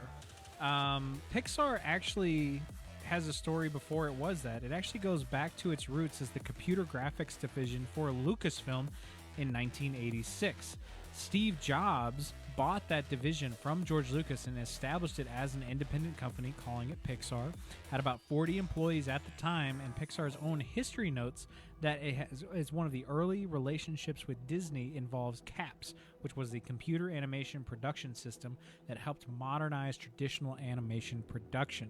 This is important because Pixar is not born as a traditional cartoon studio. It was born at the intersection of computer science, filmmaking, Silicon Valley, experimental art, hardware, software, and storytelling. And Pixar did not just want to make animated movies. Pixar wanted to helped invent techniques for the technological language that helped modern computer animation possible. All right, that's a mouthful for... Basically, Pixar was the granddaddy of computer animation and using 3D computer animated characters to tell their story. They started off very similarly as Aardman did with clay animations, where they were making shorts. I'm sure many people remember, especially if you were alive during the mid 90s and conscious enough for said it. You do remember the ball and the lamp thing? They still do that for their intro with the lamp hopping on the eye. That came from an old animated feature of that. The one that I remember is there's one of this old man playing chess against himself, and it was sort of interesting. I watched a mini documentary on Pixar animation, and they actually went back and pointed out, talking about clothing physics that they had to design for Coco. If you go back and watch that first animated film of that old man playing chess by himself, you actually can see the artifacts of incorrect clothing animations and physics being used in that animation. If you stare at his sleeves, they actually move around a little bit. And then it was something interesting, and it brought up an interesting thought about that, because whenever we make things here, I'll make something, all I see is the flaws. Like, I don't see anything else, you know what I mean? And, you come up, and this goes for everyone who's ever made things, or maybe you're in the business of making things. If you're a creative or someone who creates other stuff like that. By the way, Brett Crabtree, you're 100% wrong. Tony Hawk Underground 2 is one of the best games ever made. But we're going to talk about that tomorrow. Mom says one of her favorites was Moana. I am curious. Why is that? Why do you like Moana, just out of curiosity? Not saying that that's wrong, but I like, what about it draws itself to you specifically is what I'd like to know. Let us know in the Hall Furniture Facebook stream. I thought Moana was a beautiful movie and very nice and very cool, but Moana may be one of the best uses of animating water that I've ever seen. Yeah, side tangent. I don't think they're Pixar though. Going back to Pixar, though, they basically, when they were doing that, they go back, and I can hear it in these animators' voices when they speak about it. and they talk about the fact that, like, you know, oh man, it still has that thing in there, and I wonder when releasing this movie, I never noticed that as a kid. I never noticed a lot of those things, and what I did notice is I recently went back and watched Toy Story, because I had watched Toy Story 4 for a couple months ago for something. I don't remember why I watched it, but I did. And there's a scene in that movie with a cat, and the cat is like sitting in the sun, and you see like the subsurface scattering of his fur with the sun, and it's like this hyper realistic cat for Pixar, and it was one of the most like intensely animated and specific things that you could make. And it was amazing. And I went back and I watched the first Toy Story movie, and I was a little blown away at the quality of human characters and animals. The dog in Toy Story did not age well. It's impressive for what it was at the time, but it did not age well. It doesn't really look like a dog. Its proportions are kind of weird, and the animations for it are kind of strange. And the faces in Toy Story also were a little funny looking at the time. It was before they really upgraded their game a little bit on that and focused on them as characters and models and stuff like that. And it is funny to see the evolution when you go back and watch animation like this. Another animated movie is Clone Wars, who does a similar one, where if you go back and watch modern Clone Wars stuff, totally different. That's besides the point. But back to Pixar. Pixar also, though, but it fascinated me where they were making caveats because the technology and the computer power for what they were trying to do did not exist at the time, and yet their creative instincts still prevailed. And I that's a beautiful thing. I think that's kind of why Pixar sort of worked, is because they focused more on the story than the technology sometimes, where the technology was a dazzling way to get you into the theater at the time. Like, people take for granted CGI animated movies now, but in reality, theatrical run CGI movies like that were pretty rare. And that's why like Shrek was such a big deal and Toy Story was such a big deal. But the difference is like they took their time with their stories. They made sure that they were good, that they were emotionally satisfying, separating themselves from regular Disney stuff where they were involved with Disney, even from the beginning, but they were so good because it felt so real. And you went and watched the movie not because the kids liked it just for the visual, but for the fact that it was also something beautiful about it. You know what I mean? Like, tell me that Toy Story didn't touch you emotionally. You know what I mean? Like, all of these early Pixar movies sort of do the same thing. And so before Toy Story actually got started, we'll scooch back a little bit and start talking about how, like, where Pixar came from, right? So we said that it came from Lucasfilm. Before Pixar became the household name that it is, it was a part of the Lucasfilm computer division, where people involved were trying to solve problems through digital imaging, rendering, and computer graphics. This was around the same time as Jurassic Park, and had just basically solidified the idea that you can use computers to do special effects. The special editions for the Star Wars original trilogy was coming out at this time, and they were experimenting with how computer graphics can change, manipulate, and add things.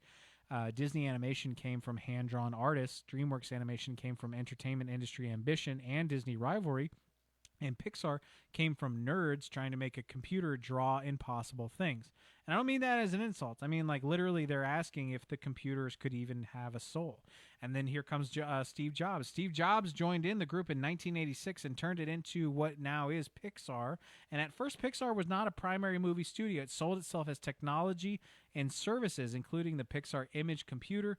The dream of making full computer animated films was there, but the technology, the economics, and the industry trust had to catch up. That's what sort of like, okay, the idea of what Toy Story is, not just because it turned out so well, but like people trusting it to being made as a movie, could not have been done without the team that was there. And it's sort of blew everybody out of the water when Toy Story was made, and it was sort of a statement piece. Toy Story was more than just animation. It was them telling the industry, like, hey, this is going to be the future, but it's also going to be good. It's still going to be a movie. It's still going to be work. It's still going to be effort. We will still suffer for this art.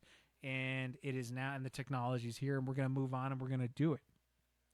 Disney and Pixar were linked before Disney owned Pixar as well. In early arrangements was basically Pixar creates and produces the film, and then Disney distributes and markets them. The partnership gave us the first run of a few of the Pixar classics like Toy Story, Bug's Life, Toy Story 2, Monsters, Inc., Finding Nemo, The Incredibles, Cars. Up until that point, Disney was not, part of it in anything except for the distribution of it. Eventually, the relationship got tense because Pixar was becoming the creative engine while Disney controlled the distribution power and major franchise rights. In 2006, that's how late, by the way, Disney waited to buy Pixar, if you didn't know this. Disney acquired them, and Disney's announcement described the deal as combining Pixar's creative and technological resources with Disney's full entertainment portfolio, characters, theme parks, and franchises. Disney completed the acquisition in May 5th, 2006, issuing 2.3 Disney shares for each Pixar share in all stock transactions, and the acquisition changed Disney as much as it changed Pixar. And a fair take would basically be, hey, Disney didn't just buy Pixar. Disney bought studio that had to become... I didn't write this one. This is just a quote I found. It says, Disney didn't just buy Pixar. Disney bought the studio that had become the better at being Disney than Disney was. I don't know if I fully agree with that, but Pixar at that time, and especially if you were alive at this time or you were growing up in this era, I remember distinctly there was a difference between a Pixar movie and a Disney movie. And the Pixar movies were like, it was an event. Like, there never was a bad Pixar film. Like, when Pixar was coming out, people went to the theaters because they knew that they were going to get quality. And started off with Toy Story being this, like, amazing sort of foray into humanizing toys and using childlike theming, but consistently providing a controlled, well-designed, and good story through the computer animatics, which was a challenge both from a filmmaking standpoint and an audience standpoint. This was something that the audience has never done. When they took this risk with Toy Story, it had never been done before. The basically, when they were going on and doing this, there was no faith in what they were doing. It's easy to look back at it now and be like, yeah, Toy Story is a classic. Yeah, what are you talking about? Pixar went on to make billions of dollars with Disney. They're still releasing movies to this day. They're part of the Disney animation team. Frozen wouldn't exist without it. It's easy to say those things now, but back in the day, that did not happen. It wasn't something that was real. And when Toy Story went and created it, it had themes of replacement, failure, grief, parenthood, midlife crisis, creative burnout, morality, memory, identity, purpose. All of these things in a movie made on a computer. Like, that idea is so foreign and so different from what the modern blockbuster really was and what most people thought they were going to be using it for. It was a technology company that ended up making something incredible with it. And it's not something that the Hollywood would even have faith to do nowadays. And I think it's an achievement that I think we need to celebrate. We'll talk some more about Pixar coming up next. After this, we're going to pay some bills and play some commercials. We'll be back right here with more Unleashed, presented by our friends over there at Burl's Termite and Pest Control. Stay tuned after these messages.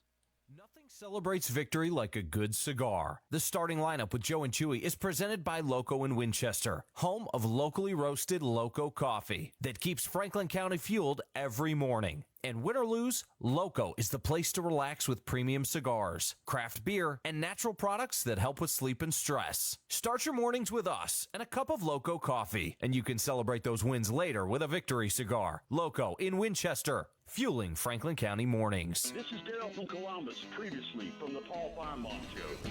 Check in scissor hands. I'm the wrong guy to ask, but what's the secret to a good haircut? A good haircut makes you feel confident. You know what I'm saying? Yeah. Like, when you get that haircut, you're going to walk out that barbershop, you're going to look in the mirror, and you're going to be like, yeah, that's it. And you're going to tip the barber.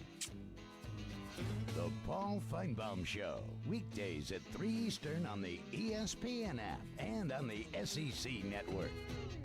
From the 931 Go Weather Center, it's time for an ESPN Radio Winchester weather update, presented by Pennett's Pharmacy. Showers and thunderstorms headed your way. After our high of 80 this afternoon, we are cooling all the way down to a low of 62 degrees. 90% chance of precipitation headed your way for tonight and tomorrow morning. where you will also be seeing temperatures in the mid-60s. Stay tuned to ESPN Radio Winchester 1340-1069 for all of your wet weather updates. At Bennett's Pharmacy in Winchester, we're more than a pharmacy. We're your partner in health. Conveniently located at 1201 Dinah Shore Boulevard, we're here to serve you with fast, friendly, and personalized service. Need prescriptions filled? Looking for over-the-counter products? We've got you covered. Plus, enjoy local delivery and expert advice from our caring team. Call us today at 931-967-2777 or stop by Bennett's Pharmacy at 1201 Dinah Shore Boulevard today.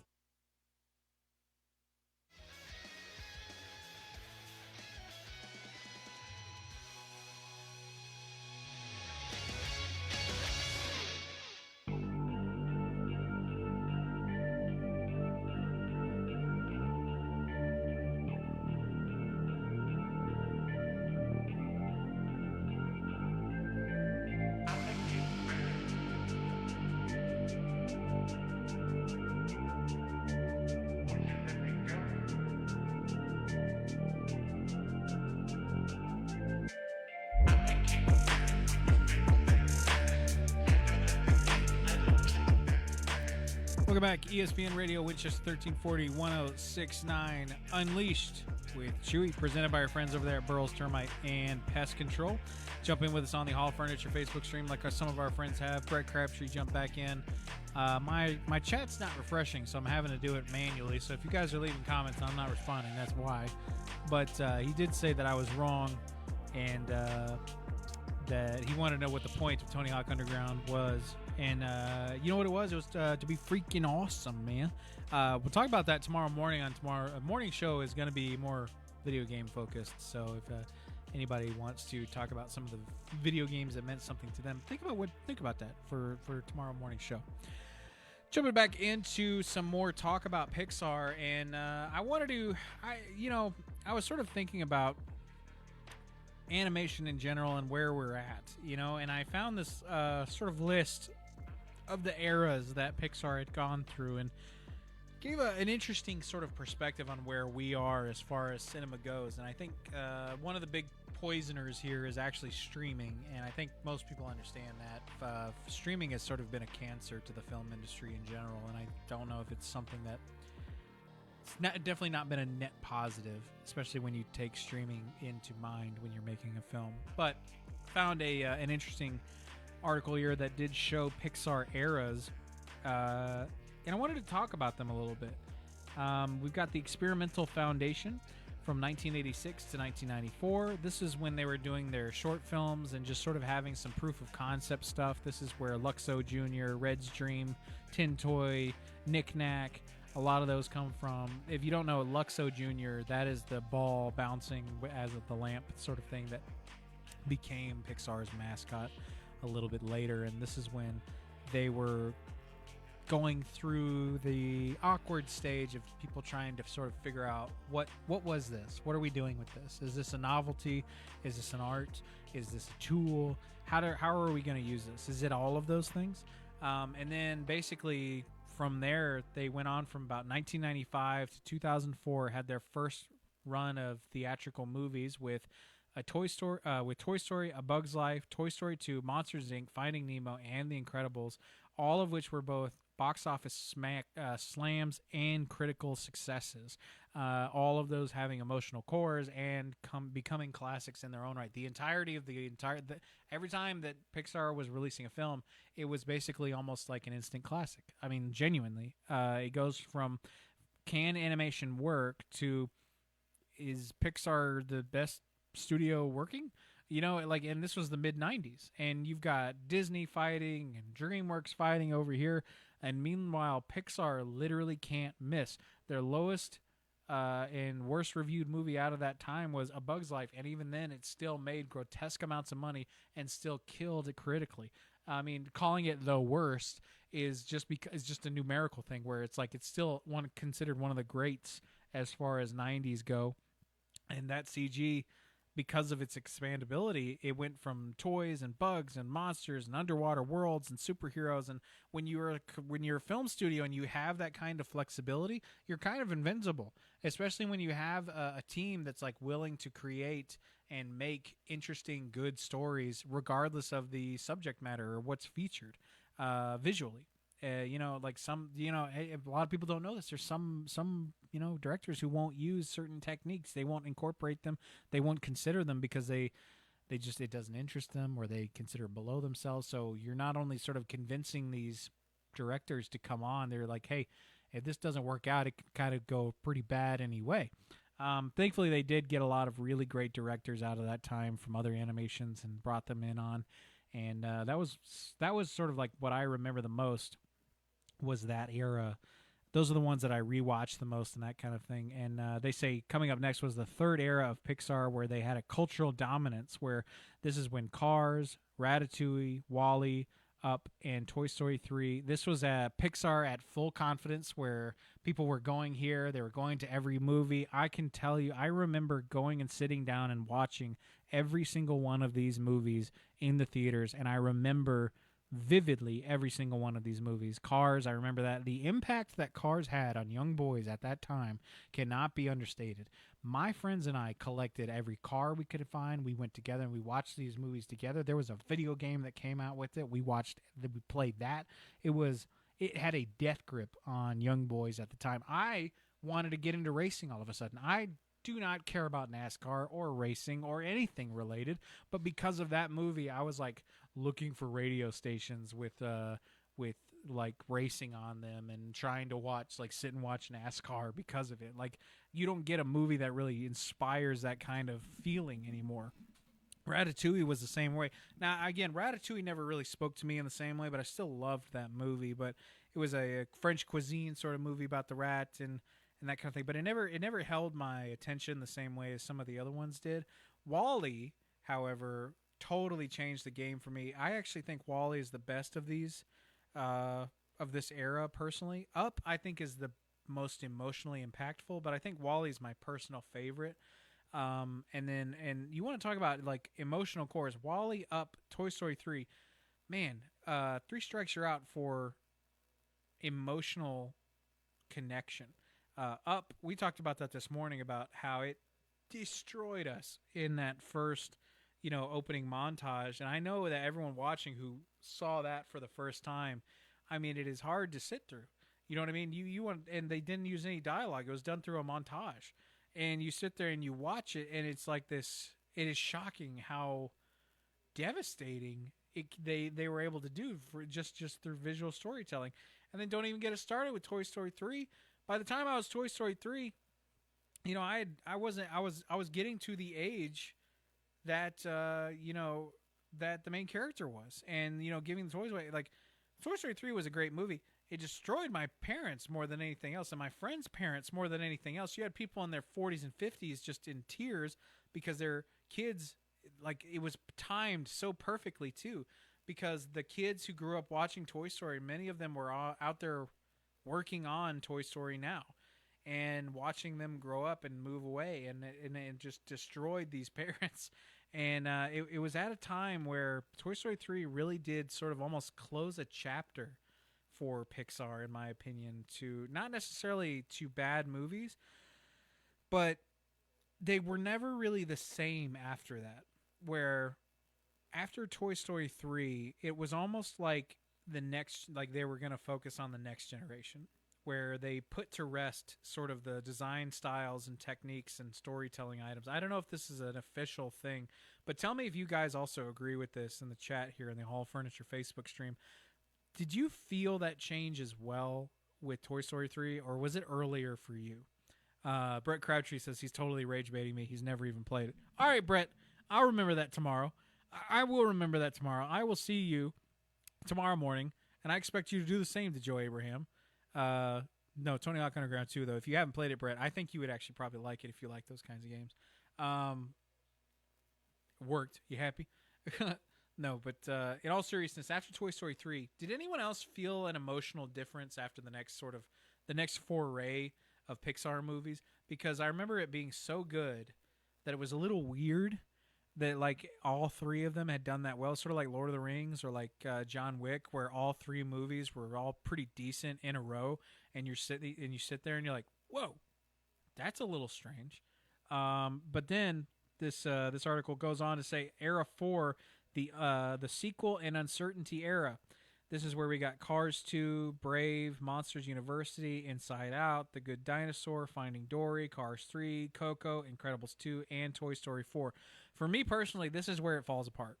I never really loved a lot of these. Cars 2 I did not like. I didn't like Monsters University. I didn't like Inside Out. I didn't watch The Good Dinosaur. I didn't like Finding Dory, really. Cars 3 I did not like. However, Coco, Incredibles 2, Toy Story 4, and Brave, I thought all four of those were fantastic. In fact, Coco, I think, is sort of where they peaked visually. I think Coco is one of the most beautiful, well-animated, and visually, like, it's like a visual feast. Every frame, that cliche term, every frame's a painting. Coco literally is that, in my opinion, just with their use of light and color. Not to mention the fact that the way they use music in that movie, and I really like Coco. It's a good movie. And then The Incredibles 2, which came out and actually did a fantastic job as well. I don't know how many years later afterwards that was, but it's a mixed bag, but it's still definitely what I would consider a few of these what I would consider a masterpiece. And this is what most like distribution and production companies have as far as like as their portfolio. When they have their movies, they got their misses and they've got their hits, right? Well, with Disney, it was sort of like this roller coaster emotionally, no pun intended, for these sort of movies where you've got the chance to have one of the old ones, like it's like great like it used to be, but then you'll have like a Cars 2, and you're like, oh, I didn't know Pixar could miss, you know, and you weren't ready for that a little bit. And then there's like Inside Out, which was like a hit with kids, but it didn't land the same way for adults. And then Brave comes out, and it's like this really great movie, but it's just not what it used to be, right? And then Coco comes out, and it's incredible again. And then Incredibles 2 comes out, and it's fantastic. And then Toy Story 4 comes out, and then it's like Toy Story 4 was a little bit of a rehash of a few of the older ones, but it was still very, very good storytelling. And I don't know. You guys tell me, do you guys consider this one sort of a mixed bag? I do. And now we're where we sort of what they are calling the distribution era, and this is where COVID hit Disney pretty hard and Pixar as well. And it seems that COVID has had a sort of a undeniably harsh scar on Pixar, where they have ones called Onward, Soul, Luca, Turning Red, Lightyear, and Elemental. I will be honest with you folks, I have not watched any of these. I have not taken the time to watch any of those. The only one that I actually think even remotely looks interesting to me would be Soul and Lightyear, and that's really it. But I've heard the Lightyear is not really all that great anyway, and we got a great Buzz Lightyear TV show in the early aughts anyway. I don't know why we need this, but it was a weird era. Disney Plus distributed a lot of the theatrical weight for Pixar, and several Pixar movies went straight to Disney Plus, which sort of changed how people viewed them. They're not technically failures creatively. Some kind of are beloved, but Pixar felt less like an automatic theatrical hit, and Disney Plus kind of poisoned the Pixar formula a little bit, in my opinion. And then finally, we are in the modern era where we're sort of waiting on things with Inside Out 2. There was one called Elio, Hoppers, and a couple of other ones, and I don't know. I'm off the Pixar train now. I don't think, that time is come and gone. The people there who were making their hits retired. We're living in a post-Pixar world where, sort of similar to Star Wars, where the people making Star Wars grew up watching Star Wars, so they're not emulating the things that created Star Wars. They're then sort of matching that. They're emulating the Star Wars that they saw and sort of making new things, and it's not what it used to be. Let me know in the Hall of Furniture Facebook stream if you guys sort of feel the same way about Pixar. Let us know in the comments section here in the chat. I'm legitimately curious about where you guys sit. I'm a little off the Pixar train. I'm not really looking forward to anything else they have. They've they're done. I'm not done with them, but like I'm not really looking forward to much of anything from them anymore. Not even Toy Story or any of the other ones, because we've already gotten the best of what we can get. Stay tuned to Unleashed with Chewy, presented by our friends over there at Burroughs Termite and Pest Control. We got more headed towards you. We're going to close out the show in the next segment after this. Stay tuned. Spring is in the air. Fresh new savings at Furniture Merchandise Outlet, FMO, right here in Tullahoma. Ready to refresh your space? From living rooms and bedrooms to dining sets and mattresses, FMO has the styles you want at prices you'll love. No long waits, no sticker shock. Just take it home today. Visit them at 105 North Jackson Street in Tullahoma or browse anytime at FMOTN.com. Furniture Merchandise Outlet, where spring cleaning turns into a spring upgrade. Hey, it's Chewy, and if you've got pests, you need the folks that I trust. Burroughs Termite and Pest Control. They're right here in the heart of Estill Springs at 101 North Main Street, taking care of everything from termites and ants to spiders and those little critters that love sneaking into your home. Burroughs is family-owned, they're local, and they've been protecting homes around here for years. So don't wait, swing by or check them out over there online at burrowstermite.com. Burroughs Termite and Pest Control. They'll treat you right and treat your home even better. Are you struggling to get real impact from your marketing dollars? That's because most local advertising is sold short-term with no strategy behind it. At ESPN Radio Winchester, we don't just run ads, we build marketing plans. We focus on consistency and alignment across platforms and long-term visibility that keeps working even when your ad isn't playing. Because marketing isn't a project, it's a system. Start building your brand with ESPN Radio, 1340 1069 WCDT Winchester. It's time for a local news break from the 931 Go News Center. The Huntland Hornets open postseason play with a strong performance Wednesday, defeating Moore County 3-0 in the first round of the 1A District 9 tournament at Richland. Huntland jumped ahead early, loading the bases in the first inning before Mooney and Kildew delivered back-to-back RBI singles to give the Hornets a 2-0 lead. Pitcher Eli Fitch took care of the rest, tossing a complete game shutout. Fitch struck out 8, allowing just 5 hits and 3 walks, and earned praise from head coach Brent Davis for his dominant outing. With the win, Huntland improves 14-8 and advances to Thursday's semifinal in Richland, with first pitch set for 4 p.m. In boys soccer, Franklin County fell 3-2 on the road to Warren County, marking the team's 7th loss of the season. After falling behind early, the Rebels mounted a second-half rally. However, Warren County held on for the win, and Franklin County now sits at 8-7-1 overall and 5-3-1 in district play, and will host Shelbyville Central Thursday at 7 p.m. In Tullahoma, Thompson Burton PLLC has been retained as aviation counsel for the Tullahoma Airport. City officials said the firm offered the best proposal and demonstrated strong knowledge of Tennessee law. The city will cover costs with a ceiling of $50,000 as the firm reviews airport leases and policies. And in Coffee County, a judicial commissioner has been bound over to the grand jury on theft charges. Authorities were alerted that Katrina McGee Lester overstated her work hours, resulting in approximately $1,600 in overpayment. Sheriff's investigator David Brandon Reed stated that Ms. Lester not only did this during one pay period, but also during 2 pay periods, noting that the incidents happened in December 2025 and January 2026. I learned that a total of only 29 hours were worked by Ms. Lester, but 80 hours were put in on the timesheet. For more local news and sports coverage, visit 931go.com. Stay informed and stay connected to your community with ESPN Radio Winchester. When it comes to caring for your loved ones, choose a name you can trust. Inhabit Home Health in Winchester, located at 2068 Cowan Highway. We're here to provide compassionate professional care right in the comfort of your own home. From skilled nursing to therapy services, our team is dedicated to helping you or your loved ones achieve the best quality of life. Call Inhabit Home Health today at 931-967-0633 to learn more about our personalized care plans.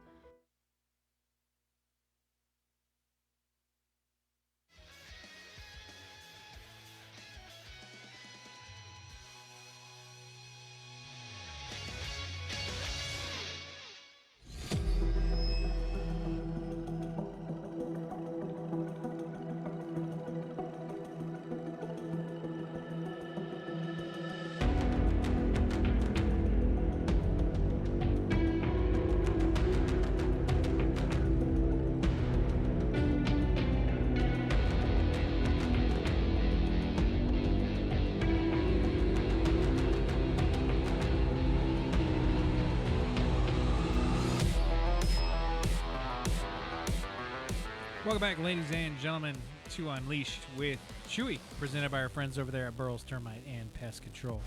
Thank you guys for sponsoring the show. All right, folks. Hey, thank you all for tuning in. This has been a good segment. I've enjoyed this one quite a bit, actually, personally. I think it's fun to talk about these kinds of things and, expand your knowledge a little bit on animation and stuff like that. Let us know. Tomorrow morning, we're actually going to be jumping into some video games, apparently. I don't know if I'm supposed to be telling you that, but I don't know if Joe's even watching. So I'll let you in on a little secret tomorrow morning. We're going to be discussing that kind of stuff. Brett Crabtree says, unfortunately, he will not be tuning in with us in the morning. He'll be at the shooting range, just letting us know so we don't send out a search party. Thank you for that, my friend. We would have gotten worried. Every time Brett doesn't show up in the chat in the mornings, we get a little bit scared out there. But we appreciate you for letting us know, my friend. Well, good luck and be safe out there at the shooting range. I hope you're doing well. And we look forward to seeing you next time.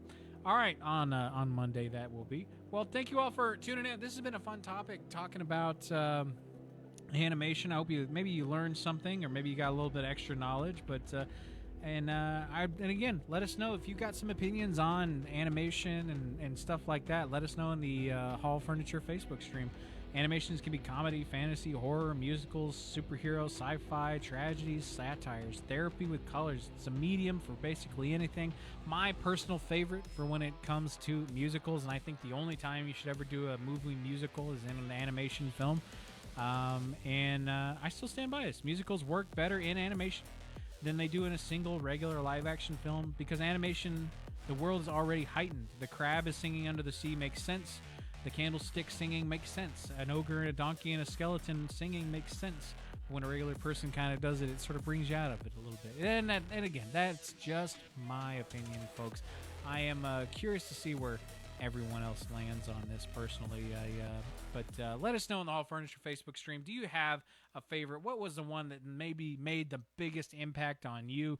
And let us know. Is it your emotional impact? What's your favorite? Is it Disney, not Disney? Are you tired of the Disney stuff? You tired of Pixar? I want to know over here in the Hall Furniture Facebook stream. Let us know. Now is your opportunity to let us know. We're about to head out of here. It's been a fun show, but hey, don't forget, Starry Nights is tonight. Coming up here very, very soon at 6 o'clock. And so is the Little Mermaid play that is also happening at 6. It's also happening on May 1st and 2nd. May 1st is at 6. May 2nd is at 2 p.m. So get out there and support these youth doing their theater stuff, and go see the Starry Nights live music. Sugar Line Blue is going to be playing tonight up there at the Kiwanis stage, so you don't want to miss that up there at the Square. Completely free event. Head on up there and support all of our local businesses up at the Square, and go have yourself a nice and beautiful night. It's going to be wonderful weather tonight. It will be completely enjoyable and fun. But hey, thank you all so much for hopping in. This has been another volume of Unleashed with Chewy, presented by our friends over there at Burroughs Termite and Pest Control. I will see you all tomorrow morning on the morning show with Joe Abraham. Stay tuned to ESPN Radio Winchester. We got a game coming up right after this. I will see y'all same place, same time tomorrow.